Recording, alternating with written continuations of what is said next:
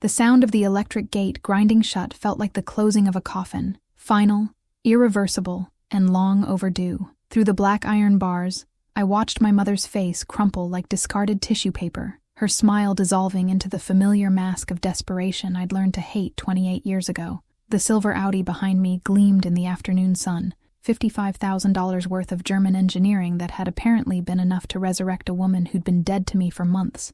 "Amelia, please," she called through the gate, her voice carrying that particular tremor that used to make me cave, used to make me forgive. Her manicured fingers, when had she gotten a manicure, gripped the iron bars like a prisoner. "I just want to talk."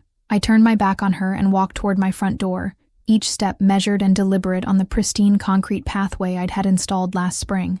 Everything about my life was pristine now. Clean lines, clear boundaries, controlled environments. No room for the chaos that followed Margaret Chen Morrison like perfume made of broken promises. "I saw the car," she continued, her voice rising with the desperate pitch I remembered from childhood.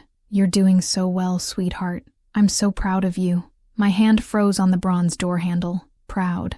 The word tasted like copper pennies in my mouth, bitter and metallic. I'd waited 18 years to hear her say those words, and now they felt as counterfeit as everything else about her sudden appearance. Behind me, I could hear her breathing becoming more erratic, the way it used to when she was coming down from whatever high had carried her through the week. But this wasn't about drugs anymore. I'd checked. This was about something else entirely, something that made my chest tighten with a familiar cocktail of rage and grief. 3 weeks. It had been 3 weeks since my 28th birthday passed without so much as a text message. 3 weeks since I'd sat in Le Bernardin with James, my fiancé, watching him try to fill the silence where a mother's call should have been. He'd held my hand across the white tablecloth, his surgeon's fingers warm and steady, and told me it was her loss. But we both knew the loss was mine, had always been mine. "I know you're angry about your birthday," she said now, her voice softer, more calculated. "I can explain."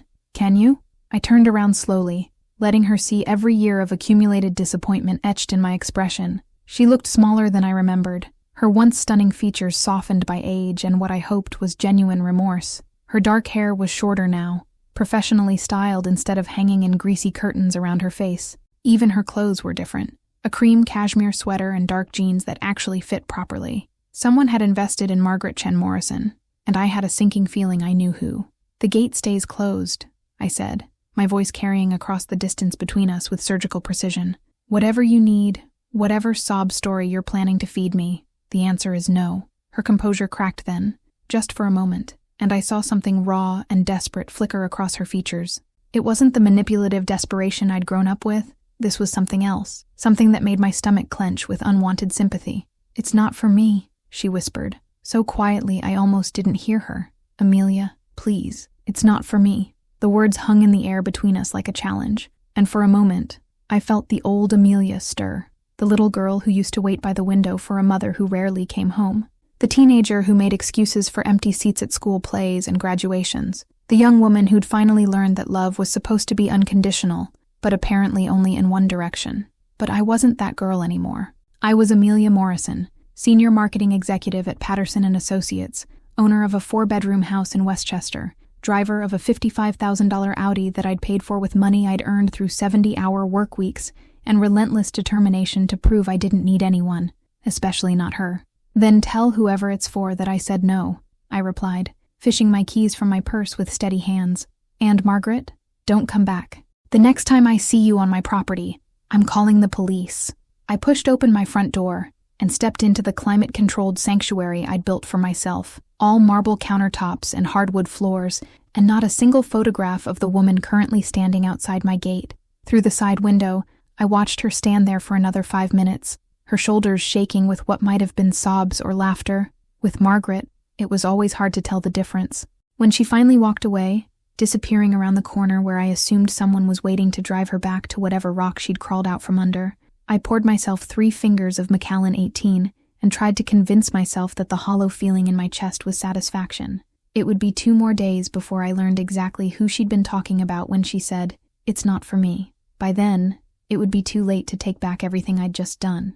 The Macallan burned going down, but not nearly as much as the memory that surfaced unbidden as I sat in my spotless living room. I was 7 years old again, standing on a wooden chair in front of the bathroom mirror, trying to braid my own hair for picture day. My small fingers fumbled with the dark strands, creating knots instead of the neat plaits I'd seen other mothers weave into their daughters' hair with such effortless precision. Margaret had been passed out on the couch for 3 days, coming down from what Aunt Helen later explained was a bad spell. The euphemism made it sound like weather, something that would naturally pass. But even at 7, I understood that my mother's storms were different from other people's. They lasted longer, destroyed more, and left me picking up pieces I was too young to understand. That was the day I learned to be my own mother. The phone rang, jarring me back to the present. James's name glowed on the screen, and I considered not answering. He'd been walking on eggshells around me since the birthday incident, treating me like I might shatter if he mentioned family or holidays, or any of the normal things people took for granted. How did the presentation go? His voice was warm, professional concern, masked as casual interest. He was good at that. The careful navigation of my emotional landmines. It's what made him an excellent surgeon and an even better fiancé. Peterson loved it. We got the account. I settled deeper into my leather chair, letting the familiar rhythm of work talk soothe my frayed nerves. The celebration dinner is Friday if you're free. I'm always free for you. There was a pause, the kind that meant he was choosing his words carefully. Everything else okay? You sound tired. I almost told him about Margaret's visit. The words formed on my tongue, heavy with the weight of old wounds and fresh confusion. But what was the point? James had never met my mother, had only heard the carefully edited stories I'd shared during our first year together. He knew about the neglect, the addiction, the eventual abandonment, but he didn't know about the specific gravity of her presence, the way she could make me feel simultaneously insignificant and desperate with just a look. Just work stress, I lied. I'll see you Thursday for dinner. Looking forward to it. I love you, Amelia. Love you too. After hanging up, I walked to my home office and pulled out the bottom drawer of my desk. Buried beneath tax documents and insurance papers was a manila folder I hadn't opened in years.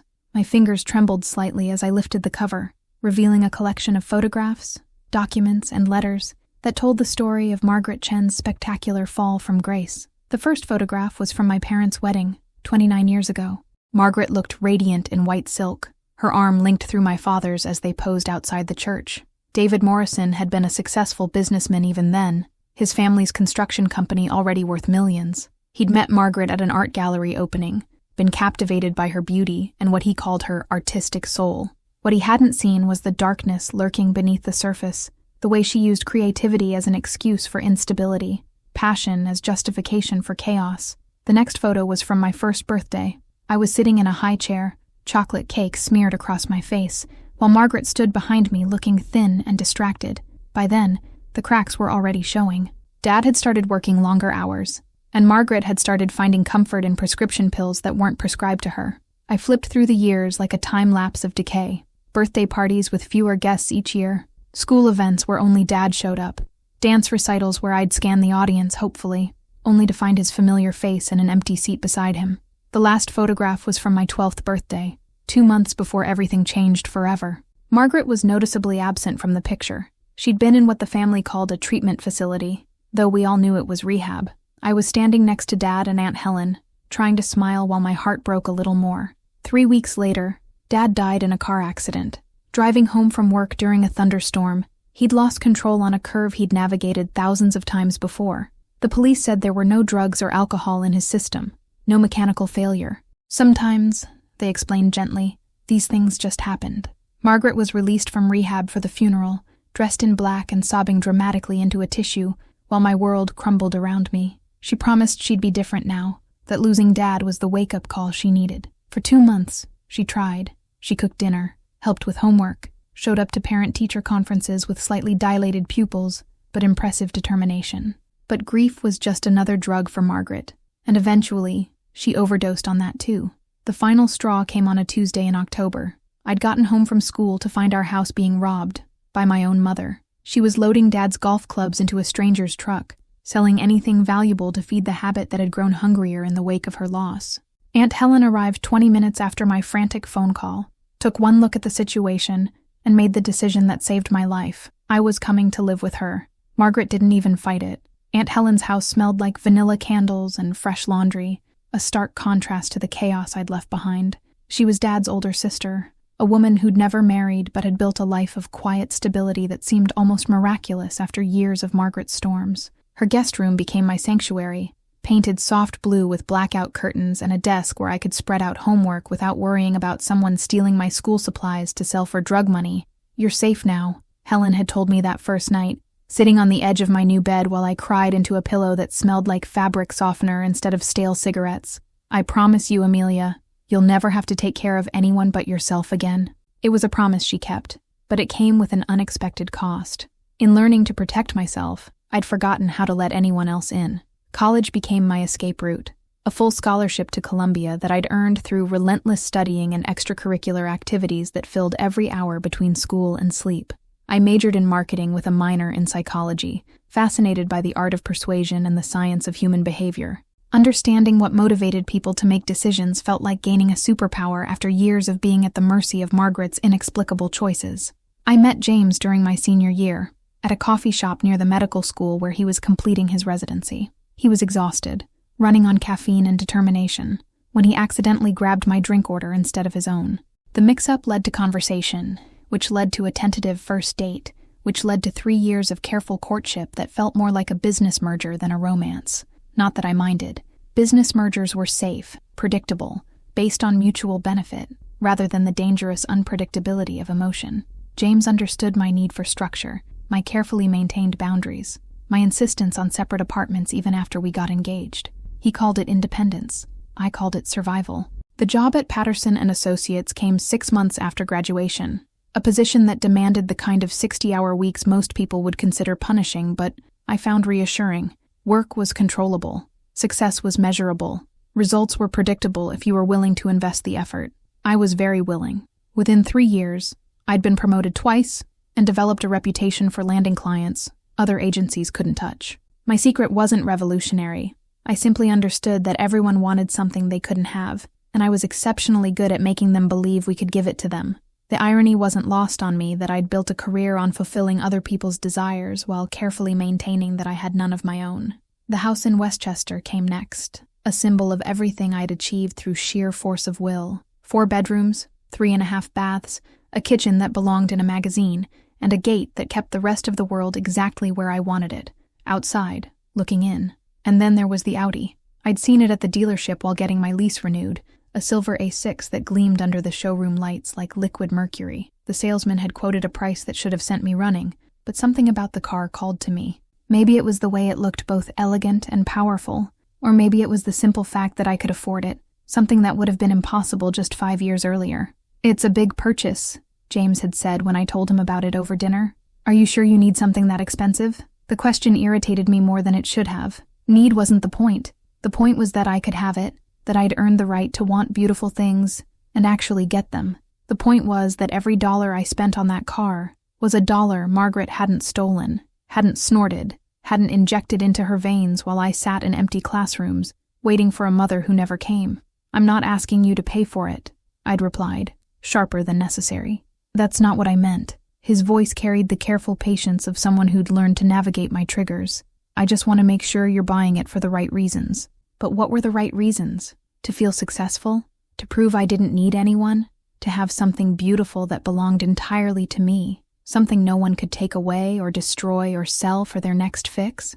All of the above seemed like perfectly valid reasons to me. The car was delivered on a Thursday morning, the same day I'd gotten the promotion to senior executive. I'd stood in my driveway, keys in hand, feeling something that might have been happiness if I'd still been capable of such simple emotions. Instead, I felt satisfied, vindicated, proof positive that Helen had been right all those years ago, when she'd told me I only needed to take care of myself. I'd driven to the office that morning feeling untouchable, insulated by German engineering and my own hard-won success from anything the world might try to throw at me. I should have known that Margaret would find a way to break through even the most carefully constructed defenses. She always did. Margaret Chen Morrison had been clean for 3 years, 2 months and 17 days when she saw the photograph of her daughter's new car posted on Patterson & Associates company Instagram account. The image showed Amelia standing next to the silver Audi, accepting congratulations from her colleagues for landing the Morrison Industries account, the same company that bore her father's name. Though Margaret doubted Amelia appreciated the irony, she'd been sitting in the cramped kitchen of her 1-bedroom apartment in Queens, scrolling through social media on a phone that Ruby had given her for her 50th birthday. The apartment was nothing like the house she'd shared with David, but it was clean, quiet, and paid for with money she'd earned washing dishes at a restaurant in Flushing. Honest money, the kind that didn't require her to sell pieces of her soul, along with her father's golf clubs. Ruby was at the kitchen table doing homework, her dark hair falling across her face as she bent over a chemistry textbook. At 16, she was already taller than Margaret, with David's strong jaw and Amelia's determined eyes. Looking at her sometimes felt like seeing ghosts, but Margaret had learned to find comfort in the haunting rather than run from it. "Mom, do you think you could help me with this problem?" Ruby's voice was soft, careful not to interrupt whatever Margaret was looking at so intently on her phone. Margaret set the device down and moved to look over Ruby's shoulder, grateful for the distraction. Math had never been her strong suit, but she'd gotten better at a lot of things since she'd had someone depending on her. Sobriety was funny that way. It gave you skills you never knew you needed. "Let me see," she said, squinting at the equation. "I think you need to balance the—" Ruby's sharp intake of breath cut her off. Margaret looked up to find her daughter staring at the phone screen, her face pale with recognition. "Is that her?" Ruby asked quietly. "Is that Amelia?" Margaret's heart clenched. They'd had this conversation before, but it never got easier. How do you explain to a child that their sister doesn't know they exist? How do you justify keeping families apart when every instinct screams that love should be enough to bridge any gap? "Yes," Margaret whispered. "That's your sister." Ruby reached for the phone with trembling fingers, zooming in on Amelia's face. The resemblance was striking now that Ruby was older. The same determined jawline, the same dark eyes that could cut through pretense with surgical precision. But where Amelia's expression was guarded, controlled, Ruby's face was open with longing. "She's beautiful," Ruby said. "She looks successful. She is successful." Margaret couldn't keep the pride from her voice, despite everything. "She's brilliant, just like your father was. Strong too, maybe stronger than any of us." Do you think she'd like me?" The question hit Margaret like a physical blow. She'd been asking herself the same thing for years, ever since Ruby had gotten old enough to understand that she had an older sister she'd never met. The answer was complicated, wrapped in layers of guilt and regret that Margaret was still unpacking with her therapist twice a week. "Baby, it's not about whether she'd like you," Margaret said carefully. "Amelia has every reason to hate me, and I can't blame her for that. I failed her in ways that I can't even begin to make up for. But I didn't fail her," Ruby pointed out with the logical clarity of a teenager who hadn't yet learned that logic and emotion rarely occupied the same space. "I wasn't even born when all that happened. Why should she hate me for something I didn't do?" It was a fair question, one that Margaret had been wrestling with for months, as Ruby's condition worsened.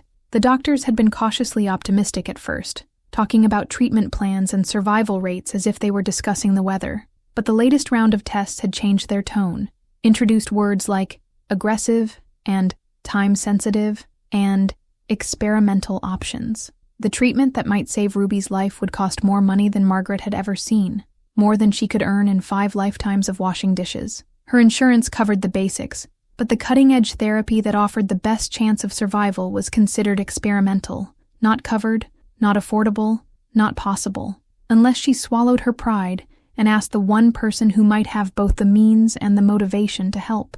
"Maybe she wouldn't hate you," Margaret said finally, "but I can't risk your relationship with her on the chance that she might forgive me. Some bridges burn so completely that you can't even see the other side anymore." Ruby was quiet for a long moment, studying the photograph of her sister with an intensity that made Margaret's chest ache. When she finally spoke, her voice was steady, despite the tears in her eyes. "What if I don't have time to wait for her to forgive you?" The question hung between them like a sword, sharp and gleaming, and impossible to ignore. Margaret closed her eyes and saw David's face, the way he'd looked at her the last time they'd talked about Amelia's future. "Make it right," he'd said. "Whatever it takes, make it right." She'd failed him then, lost in the fog of grief and pills, and her own selfish need to escape. Maybe it was time to finally keep that promise.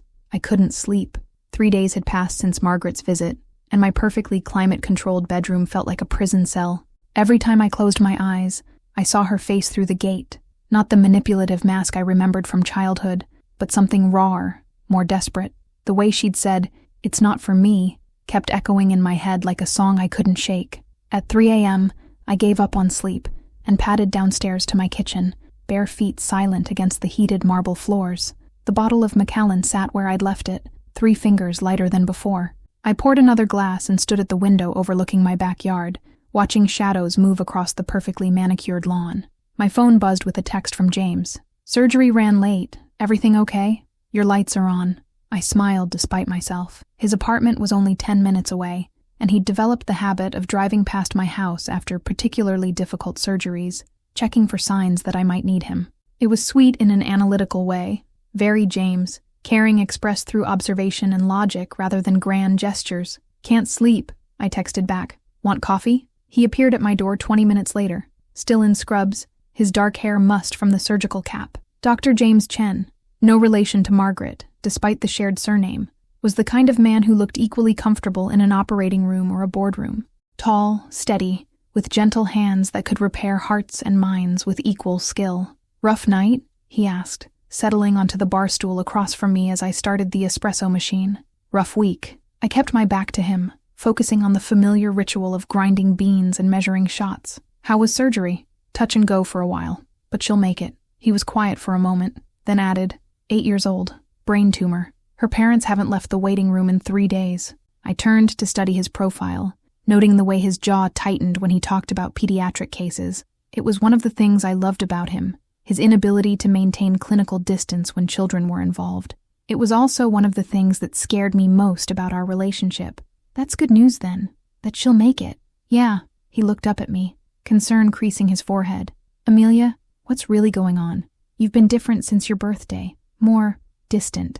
I handed him a cup and settled onto the stool beside him, close enough to smell the antiseptic soap he used to scrub out between surgeries. "My mother came by the other day." The words fell into the silence between us like stones into still water, creating ripples I couldn't control. James's hand stilled halfway to his mouth, coffee cup suspended in midair. "Here? To your house?" She saw the Audi. Apparently that was enough motivation to break 16 years of silence. I took a sip of my espresso, letting the bitterness coat my tongue. I didn't let her in. "Good." His response was immediate, protective. "You don't owe her anything, Amelia. Not after what she put you through." It was the right response. Exactly what I'd expected him to say. So why did it make me feel more isolated instead of supported? "She said it wasn't for her," I continued, not sure why I was sharing this. Whatever she wanted, she claimed it was for someone else. Classic manipulation. James set down his cup and reached for my hand. Addicts are experts at finding new angles to exploit. It's probably another sob story designed to make you feel guilty. Probably. But something in my voice must have betrayed my uncertainty because James turned on his stool to face me fully. "But you're not sure." I studied our joined hands, his surgeon's fingers long and precise against my smaller ones. We'd been engaged for 8 months, together for 3 years, and he knew me better than anyone alive. But there were still parts of myself I kept locked away, rooms in my heart he'd never been invited to enter. What if she was telling the truth? The question came out smaller than I'd intended. What if someone really does need help, and I'm too proud to listen? Then that someone can find help somewhere else. His voice carried the kind of finality I'd learned to associate with life-or-death medical decisions. "You're not responsible for fixing Margaret's mistakes, Amelia. You've spent your entire adult life building something stable and good. Don't let her destroy that because she's learned to use different words to manipulate you." It was logical, rational, exactly the kind of advice I'd give to a friend in the same situation. But logic felt cold comfort at 3 a.m. when old wounds were throbbing and new questions were taking root in the spaces between certainty and doubt. "Sometimes I wonder if I'm becoming like her," I admitted quietly. Not the drugs or the chaos, but the selfishness, the way she could shut people out when it suited her. James was quiet for a long moment, his thumb tracing circles across my knuckles. When he finally spoke, his voice was gentler than before. "You're nothing like her, Amelia. Nothing. You're careful with people because you've been hurt, not because you enjoy hurting others. There's a difference." I wanted to believe him, needed to believe him. But as I sat in my perfect kitchen with my perfect fiancé, sipping perfect coffee at 3 a.m., I couldn't shake the feeling that Margaret's visit had cracked something open inside me that I'd spent years trying to keep sealed. I discovered Ruby's existence by accident, the way most life-changing revelations seem to happen, through a series of small coincidences that align with devastating precision. It was Thursday afternoon, and I was stuck in traffic on the FDR Drive when my phone buzzed with a call from an unknown number. Normally, I would have let it go to voicemail, but something about the timing made me answer. "Is this Amelia Morrison?" The voice was young, female, nervous. "Yes. Who is this?" "My name is Ruby. Ruby Chen." There was a pause, followed by the sound of someone taking a shaky breath. I think you're my sister." The words hit me like a physical blow. I pulled over to the side of the highway, hazard lights blinking, while cars rushed past my parked Audi like a river flowing around a stone. "I'm sorry. What did you say?" "My mom is Margaret Chen. She used to be Margaret Chen Morrison? Before your dad died." The girl's voice was barely above a whisper. "I know this is crazy, calling you out of nowhere, but I found your number online and I needed to talk to you." My hands were shaking as I gripped the steering wheel. Margaret had another child, a daughter. The revelation was like learning that the Earth had a second moon I'd simply never noticed. "How old are you?" I managed to ask. 16. I'll be 17 in March. The timeline made sense, horrifyingly so. Margaret would have gotten pregnant shortly after Dad died, during one of her treatment periods that weren't really treatment at all. I closed my eyes and tried to imagine it. My mother, grieving and broken, bringing another child into the chaos she'd never learned to control. "Ruby," I said carefully, "where are you calling from?" "Home. Mom's at work. She doesn't know I'm calling you." Her voice gained strength, determination bleeding through the nervousness. "She told me about you, but she said you probably wouldn't want to meet me because of how she messed things up before." The understatement of the century, but coming from a 16-year-old girl who'd had no part in Margaret's failures, it sounded almost innocent. "Why are you calling me now?" I asked. "After all these years?" There was another pause, longer this time. When Ruby spoke again, her voice was different, older somehow, weighted with knowledge no teenager should have to carry. "I'm sick," she said simply. "Really sick. And Mom can't afford the treatment that might help me get better." The world tilted on its axis. I sat in my expensive car on the side of a busy highway, listening to a child I'd never known existed explain that she was dying, and suddenly Margaret's visit made terrible sense. Not manipulation, desperation, the kind that only comes when someone you love is running out of time. "What kind of sick?" My voice sounded strange to my own ears, distant and professional. "Leukemia. The doctors say there's a new treatment, but insurance won't cover it because it's experimental. It costs." She named a figure that made my stomach clench. "Mom's been working extra shifts, trying to save money, but it's not enough. It's never going to be enough." I thought about the Audi I was sitting in, about the price tag that had seemed so reasonable just weeks ago. The irony was sharp enough to cut. I'd spent more on a car than my dying half-sister needed to live. "Ruby," I said, and then stopped, not sure what words came next. "How do you comfort a child you've never met? How do you explain that the sister she'd been hoping for was too broken to be the hero she needed?" "I know this is a lot," she continued, as if reading my thoughts. "And I know you don't owe me anything. Mom made sure I understood that. But I thought, maybe if you knew I existed, if you knew I wasn't like her." "What do you mean, not like her?" "I don't do drugs. I get good grades. I've never been arrested or stolen anything or hurt anyone." Her voice was earnest, desperate. "I know you hate her, and you probably have good reasons, but I'm not her, you know? I'm just me." The simple statement broke something inside my chest. This child, my sister, was trying to prove she was worthy of love, worthy of saving, as if her value as a human being was somehow connected to Margaret's failures. "Ruby," I said, my voice rough with emotions I couldn't name, "you don't have to prove anything to me. You're 16 years old. You shouldn't have to be perfect to deserve help. But will you help me?" The question was so quiet I almost didn't hear it over the traffic rushing past. "I know it's a lot of money, and I know you don't know me, but I'm scared. I'm really scared, and I don't want to die." I closed my eyes and saw Margaret's face through the gate, heard her voice saying, "It's not for me." How many layers of pride had she swallowed to come to my house? How much had it cost her to stand there and let me close the gate on her face, knowing her daughter was dying? "Where are you now?" I asked. "What's your address?" Ruby gave me an address in Queens, and I programmed it into my GPS with fingers that wouldn't stop trembling. "I'm coming to see you," I said. "Don't tell your mother yet. We need to talk first." Ruby lived in a neighborhood I'd driven through but never really seen. Narrow streets lined with aging row houses, windows glowing with the warm light of families making do with less. Her building was clean but tired, the kind of place where people worked hard to maintain dignity in the face of economic reality. I found apartment 3B and knocked softly, my heart hammering against my ribs. The door opened to reveal a tall, thin girl with my father's jawline and my own dark eyes, but softer somehow, unmarked by the defensive walls I'd spent years constructing.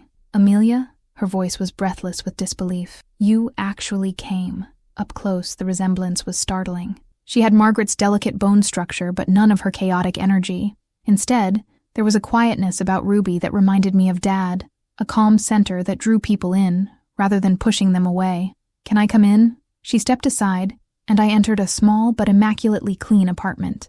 The furniture was secondhand, but arranged with care, and every surface was covered with books, artwork, and photographs that told the story of a life lived with intention, despite limited resources. "Mom won't be home for 2 hours," Ruby said, wrapping her arms around herself. "She works the dinner shift at Golden Dragon. She's been picking up extra hours since—" She gestured vaguely at herself, and I understood. I sat on the small couch, noting the way Ruby perched on the edge of a chair across from me, as if ready to run if this reunion went badly. There was something ethereal about her, a translucent quality that spoke of illness, even though she was trying to hide it. "Tell me about the treatment," I said, keeping my voice gentle. "What exactly do the doctors say?" For the next hour, Ruby explained her condition with the matter-of-fact precision of someone who'd been forced to become an expert in their own mortality. The leukemia was aggressive but treatable, if caught in time. The experimental therapy had shown remarkable results in trials, but it was expensive and not yet approved by insurance companies. "Mom sold everything she could," Ruby said quietly. "Dad's tools, her art supplies, even her wedding ring. But it's not enough. It's not even close." "Your father?" I asked, confused. "I thought, not your dad," Ruby clarified quickly. "My biological father. His name was Marcus, and he died when I was 3. Car accident, just like your dad. Mom says the Morrison men are cursed to leave too early." The casual mention of our shared tragedy hit me harder than expected. Another father figure, another loss, another child left to navigate Margaret's broken world. "How long have you known about me?" I asked. "Always, sort of. Mom has pictures of you from when you were little, and she talks about you sometimes when she thinks I'm not listening." Ruby's smile was sad but genuine. "She blames herself for losing you, you know. She says it was the worst thing she ever did, worse than any of the drugs or drinking or stupid choices." I thought about the gate, about the look on Margaret's face when I'd closed it. She never tried to contact me. Actually, she did. Ruby stood and walked to a small desk in the corner, returning with a shoebox that had seen better days. "She wrote you letters every year on your birthday. Christmas too, sometimes. She never sent them because she didn't think you'd want to hear from her, but she kept them all." She handed me the box, and I lifted the lid with trembling fingers. Inside were dozens of letters, some on nice stationery, others on whatever paper Margaret had available. The earliest ones were dated just after I'd moved in with Helen, written in Margaret's familiar scrawling handwriting. I picked one at random and read, "Amelia, you turned 15 today. Helen sent me a picture from your birthday dinner, and you look so beautiful, so grown up. I know I have no right to be proud of you after everything I've done, but I am. I'm so proud of the woman you're becoming, even though I can't take credit for any of it. I'm in a good place right now, 3 months clean, and I keep thinking maybe this time will be different. Maybe this time I'll be strong enough to be the mother you deserved from the beginning. But then I remember how many times I've thought that before, how many promises I've broken, and I know you're better off without me. I hope you're happy. I hope you know how much you're loved, even if I'm not allowed to be the one to show you. Always, Mom." My vision blurred as I read, tears falling onto paper that had yellowed with age. There were dozens more, chronicles of a mother watching her daughter grow up from a distance, celebrating achievements she'd never be thanked for, mourning a relationship she'd destroyed with her own hands. "She never stopped loving you," Ruby said quietly. "Even when she was at her worst, even when she couldn't love herself, she never stopped loving you." I looked up at this girl who shared my blood, but not my bitterness, who'd somehow grown up in Margaret's world without inheriting her damage. "How?" I asked. "How did you turn out so normal?" Ruby laughed, a sound like wind chimes. "Who says I'm normal? I'm dying, remember?" I stayed at Ruby's apartment until Margaret returned from work, hiding in the bathroom when I heard her key in the lock. Through the thin wall, I listened to them talk, the easy banter of a mother and daughter who genuinely enjoyed each other's company. It was a revelation, hearing Margaret laugh without the sharp edge of hysteria I remembered from my childhood. "How was school, baby?" Margaret's voice was tired but warm. "Good, Mrs. Peterson says I can graduate early if I keep up with the coursework." Ruby's tone was carefully casual. "That way I won't miss too much because of, you don't have to rush, sweetheart. The world will wait for you." "But what if—" "No." Margaret's voice was firm but gentle. "We don't talk about what ifs. We focus on getting better, one day at a time." I pressed my back against the bathroom door, overwhelmed by the normalcy of it all. This wasn't the chaotic, narcissistic woman I remembered. This was someone who'd learned to put another person's needs before her own, someone who'd grown up in ways I'd never imagined possible. When Ruby finally told Margaret about my visit, the silence that followed was deafening. "She's here?" Margaret's voice was barely audible. "In the apartment?" "Mom, please don't be angry. I know you said not to contact her, but I'm not angry, baby. I'm terrified." I opened the bathroom door then, unable to hide any longer. Margaret stood in the living room still wearing her restaurant uniform, her face pale with shock. Up close, the changes were even more dramatic. This wasn't just someone who'd aged. This was someone who'd been fundamentally transformed. "Hello, Margaret." She flinched at my voice, as if I'd slapped her. "Amelia, Ruby, why don't you go to your room?" "No." Ruby's voice was steady. "Whatever you need to say to each other, I want to hear it. This affects me too." Margaret looked between us, her daughter and the child she'd lost, and I saw something break in her expression. She sank onto the couch as if her legs could no longer support her weight. "I'm sorry," she whispered, "for everything. I know that doesn't fix anything, but I need you to know." "I read the letters," I interrupted. Ruby showed me the box. Margaret's eyes flew to her daughter, who lifted her chin defiantly. "She deserved to know you never stopped thinking about her." "Those letters were private," Margaret said, but there was no anger in her voice, only embarrassment. "Nothing about this situation is private anymore," I replied, settling onto the chair across from her. "Your daughter is dying, and apparently I'm the only one who can afford to save her. I think that gives me the right to know the truth about a few things." Margaret nodded slowly, her hands clasped so tightly in her lap that her knuckles had gone white. "What do you want to know?" "Let's start with the obvious question. Why didn't you ever send those letters?" "Because I didn't deserve forgiveness." Her answer was immediate, as if she'd been expecting this question for years. "Because I knew that every time I disappointed you before, it made the next disappointment easier to accept. I couldn't risk doing that again. So you chose to disappear instead. I chose to let you build a life without me."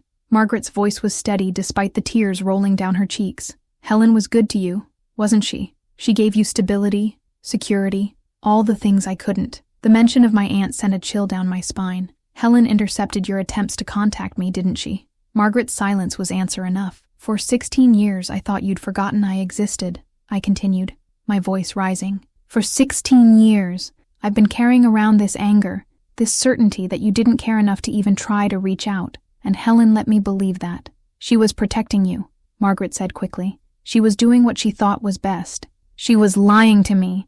The words exploded out of me with 20 years of suppressed fury. She was making decisions about my life, about my relationships, without giving me the choice to decide for myself. Ruby looked between us, her eyes wide.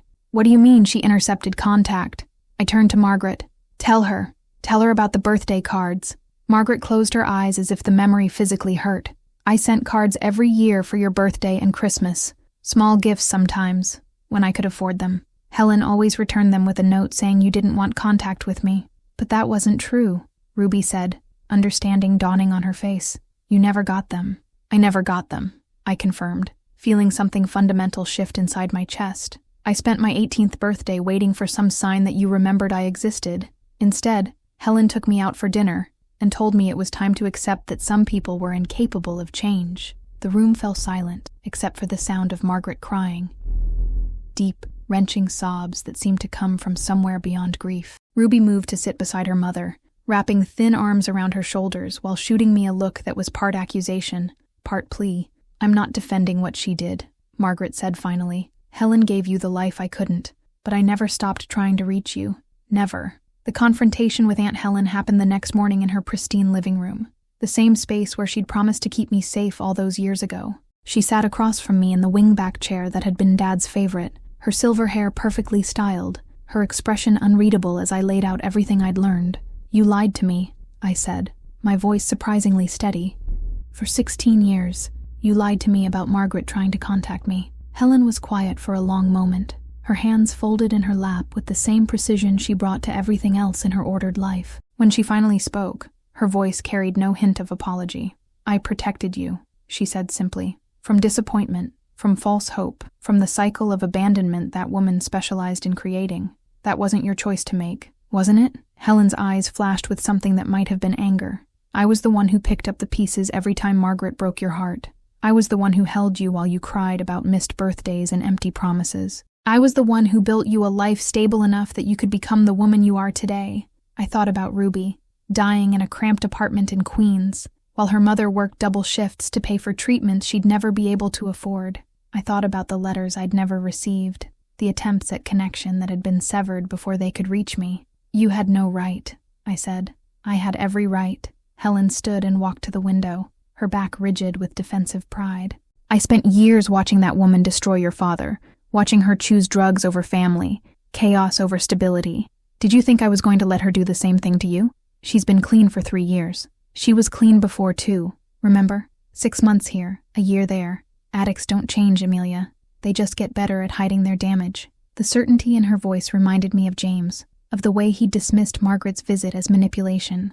It was the kind of absolute thinking that felt safe, protective, even if it left no room for the possibility of redemption. "Maybe," I said carefully, "but that should have been my decision to make." Helen turned back to me, her expression softening slightly. "I love you like my own daughter. Everything I did was to protect you from being hurt again. And what about Ruby? Did your protection extend to her?" The question landed like a physical blow. Helen's composure cracked just enough for me to see the guilt she'd been hiding. "I didn't know about Ruby until recently," she admitted. "If I had, you would have what? Protected her too? From her own mother? From me?" Helen had no answer for that, and her silence spoke volumes. She'd been so focused on keeping me safe from Margaret's chaos that she'd never considered the possibility that someone else might need saving too. I left Helen's house without saying goodbye, driving back to Queens with my phone buzzing with increasingly frantic calls from James. He'd apparently gone to my house and found it empty, my bed unslept in, and had jumped to conclusions about where I might have gone.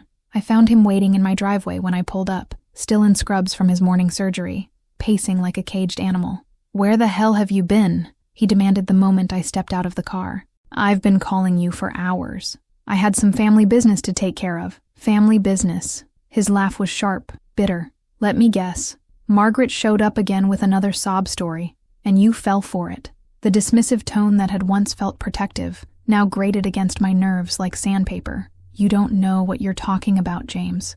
"Don't I? This is exactly what addicts do, Amelia. They wait until you're successful, until you have something they want, and then they come back with some crisis that only you can solve. Ruby isn't an addict. She's a 16-year-old girl with leukemia." The words stopped James mid-pace. He stared at me, his expression shifting from anger to confusion, to something that might have been horror. "Ruby? My half-sister, the one Margaret was talking about when she said it wasn't for her." I leaned against my car, suddenly exhausted. "She's dying, James, and the treatment that could save her costs more money than Margaret will see in her lifetime." "How much money?" I told him, watching his face go pale as he did the math in his head. We both knew I could afford it. Between my savings, my signing bonus from the new account, and the equity in my house, I had more than enough to cover Ruby's treatment. "Amelia," he said carefully, "you can't seriously be considering this, can I? This is exactly what I was afraid of." His voice took on the patient tone he used with difficult patients, and I realized he was talking to me the way he'd talk to someone he thought was making a catastrophic mistake. "You're letting guilt cloud your judgment. This girl, Ruby, she's not your responsibility. She's my sister. She's a stranger who shares some of your DNA. There's a difference."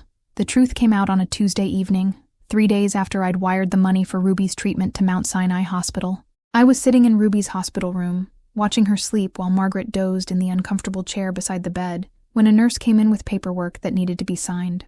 "Are you the patient's sister?" she asked me quietly, holding out a clipboard.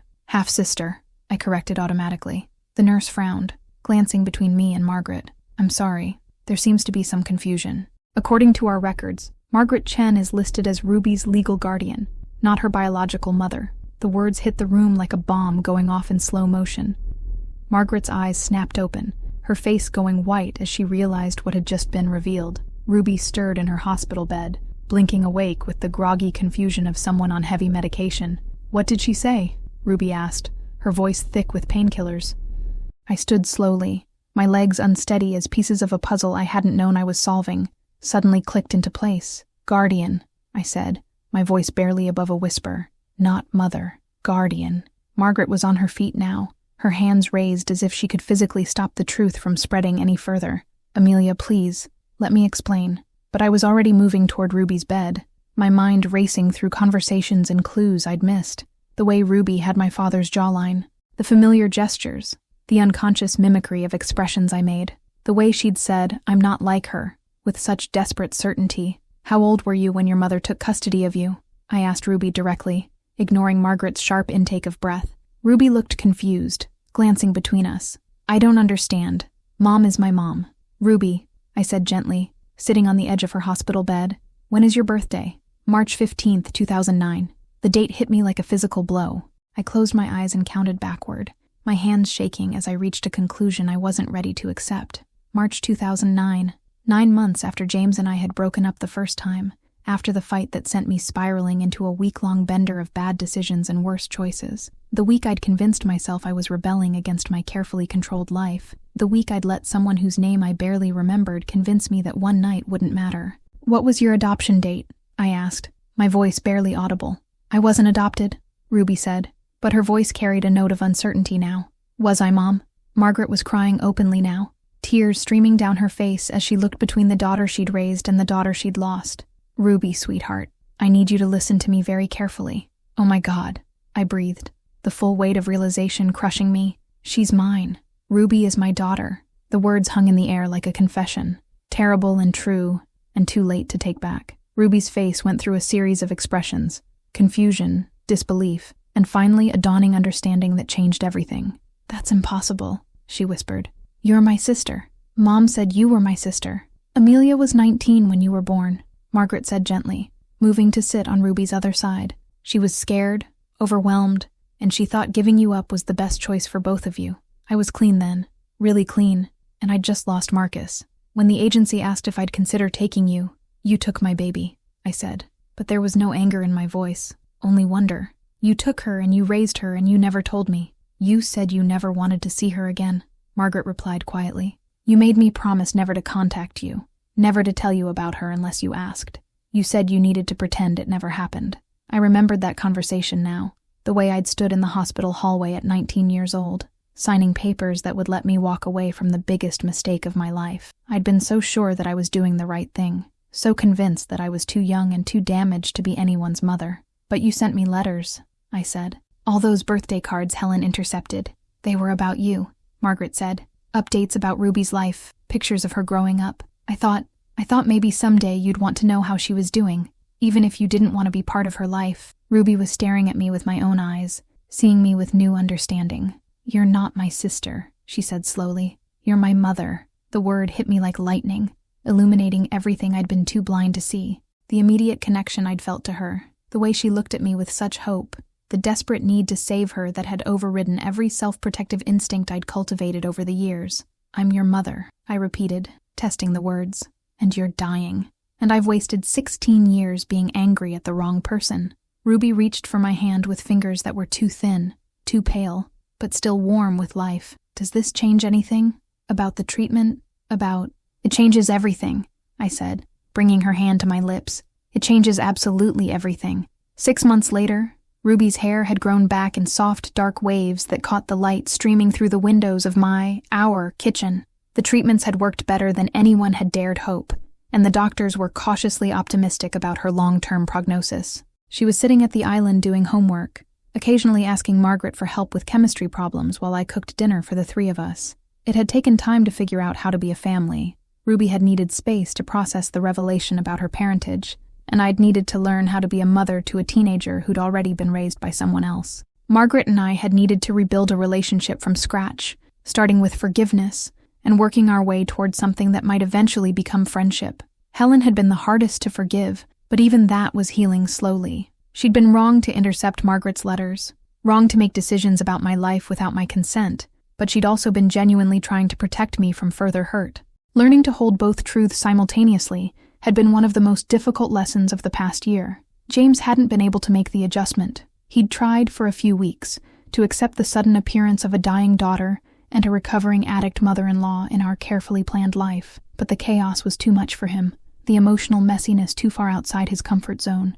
We'd ended our engagement quietly, with mutual respect and the understanding that we'd simply wanted different kinds of lives. Mom, Ruby said, and I still felt a jolt of surprise every time she used that word. Can you check my answer to number 12? I looked over her shoulder at the chemistry problem, noting the way she'd worked through the equation with methodical precision. She had my analytical mind, and Margaret's artistic soul, a combination that was serving her well as she prepared for early admission to college in the fall. "Looks right to me," I said, ruffling her hair. "But ask Margaret. She's actually good at science."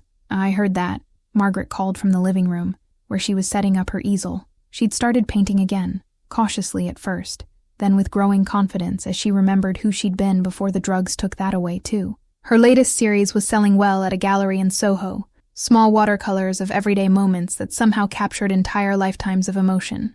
The gate outside my house stood open now, had been open for months. I'd had the automatic controls disconnected, preferring the symbolism of a barrier that couldn't be closed without conscious choice. Neighbors wandered in and out, Ruby's friends from school came by to study, and Margaret's sponsor sometimes stopped by for coffee and conversation. My house had become a home, messier and louder, and infinitely more complicated than the sterile sanctuary I'd built for myself. And for the first time in my adult life, I was happy in a way that had nothing to do with achievement or acquisition or the careful construction of a perfect life. Ruby's phone buzzed with a text, and she glanced at it with the casual attention of a teenager for whom communication was constant and immediate. "It's James," she said, looking up at me. "He wants to know if I can have lunch with him tomorrow." I felt the familiar pang of loss mixed with gratitude. James had struggled with our new family dynamic, but he'd made a genuine effort to build a relationship with Ruby, separate from his complicated feelings about me. They met monthly for lunch, where he told her stories about medical school, and she shared her college plans. It wasn't the family structure any of us had planned, but it worked. "Tell him yes," I said. "But remind him you have that college interview at 3. "Already in my calendar," Ruby replied, typing rapidly. "He's actually been helpful with my pre-med track planning." Margaret emerged from the living room, paint smudged on her fingers, and satisfaction written across her face. "How did the painting go?" I asked. "Good, really good." She moved to the sink to wash her hands, and I caught sight of the canvas she'd been working on. A watercolor of Ruby and me sitting in this same kitchen, heads bent together over homework. I think this might be my best one yet. We sat down to dinner as the sun set outside the open windows. 3 women who'd found their way back to each other through loss and love, and the stubborn belief that families could be rebuilt, even after they'd been broken beyond recognition. Ruby raised her water glass in a mock toast. "To second chances," she said solemnly. "To open gates," I replied, lifting my own glass. "To coming home," Margaret added, her voice thick with emotion. We clinked glasses across the table. 3 generations of Morrison women who'd finally learned that love wasn't something you earned through perfection, but something you chose to give and receive despite all your imperfections. Outside, the gate stood open, welcoming whoever might need to find their way home.